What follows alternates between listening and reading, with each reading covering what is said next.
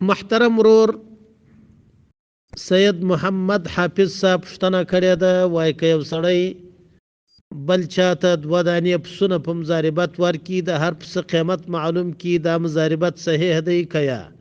محترم وروره، د مضاربت ښه روښانه او واضحه د اختلاف خلاصه طریقه خو دا ده چې پیسې په مضاربت باندې ورکړي، بیا یې هغه ته ووایي چې پلان شی پرانیسه، یعنی یو معین شی پسونه غواوي، او یا هغه ته اختیار ورکړي چې هر شی چې تا پرانوي هغه پرانیسه.